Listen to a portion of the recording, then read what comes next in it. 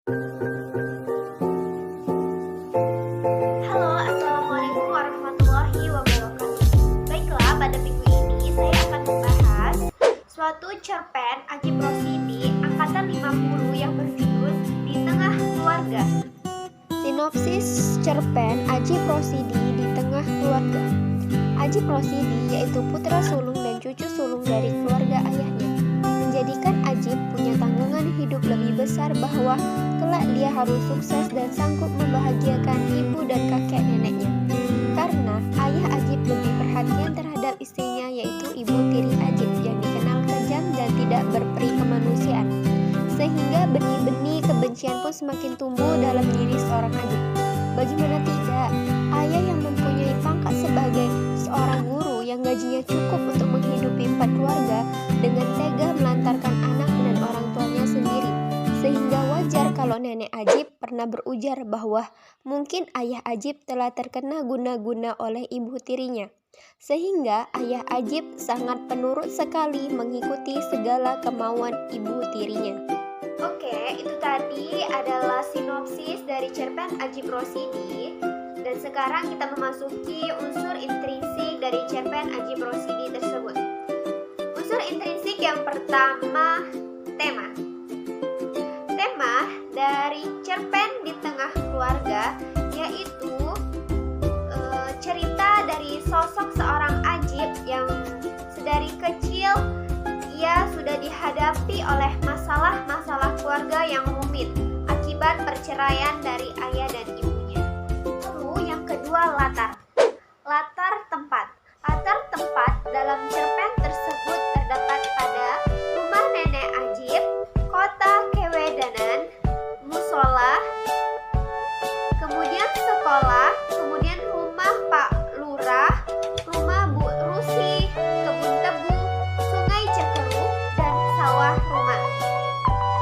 Kemudian kita memasuki penokohan dan perwatakan. Penokohan yang pertama, Ajib. Ajib orangnya pantang menyerah, gigih, sabar, dan rajin. Kemudian nenek Ajib. Nenek Ajib orangnya baik, bijaksana, penuh kasih sayang, sabar, dan pasrah. Kemudian ayah Ajib. Ayah Ajib orangnya lemah, tidak keras, kemudian keras kepala, egois, dan tidak adil. Kemudian ibu tiri Ajib. Ibu tiri Ajib orangnya pemarah, cengeng, tidak adil, tidak mempunyai rasa kasih sayang, pelit, sombong, angkuh. Kemudian ibu Ajib kandungnya orangnya tuh baik dan egois. Kemudian kakek Ajib. Kakek Ajib ini orang yang selalu mengeluh ke pekerjaannya. Kemudian dia keras kepala dan baik. Kemudian Mang Memet. Mang Memet ini orang yang baik, tegas, bersahabat, dan bijaksana. Kemudian Bu Rusi. Bu Rusi ini orangnya baik dan perhatian. Kemudian Mak Ipen. Mak Ipen ini orangnya baik, penuh kasih sayang, dan bijaksana. Kemudian Mapi. Mapi ini orangnya jahat, sombong, dan selalu berkata bohong. Kemudian yang keempat, unsur intrinsiknya sudut pandang. Sudut pandang pada cerpen tersebut yaitu orang pertama sebagai aku, di mana penulis itu memposisikan dirinya sebagai tokoh utama dalam ceritanya. Kemudian alur. Alur dalam cerpen tersebut yaitu alur gabungan, di mana alur itu ada maju dan mundur.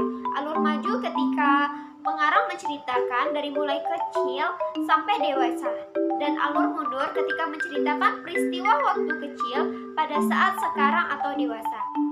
Kemudian gaya penulisan. Gaya penulisan dalam cerpen tersebut, setiap kata memiliki arti yang sangat dalam, sehingga seorang pembaca akan masuk ke dalam cerita tersebut. Kemudian yang terakhir adalah amanat. Amanat dalam cerpen Ajib Rosidi Di Tengah Keluarga yaitu jangan berhenti berusaha, kita harus keras demi menggapai cita-cita, dan jangan pernah merasa putus asa ketika cobaan prinsipnya, manusia tidak akan pernah bisa untuk lepas dari sebuah permasalahan dalam hidup kita. Kita pun sebagai manusia harus terus berusaha untuk tidak cepat putus asa dalam menghadapi berbagai permasalahan yang ada. Kemudian kita memasuki unsur ekstrinsik dari cerpen Ajib Rosidi di tengah keluarga. Unsur yang pertama yaitu nilai moral.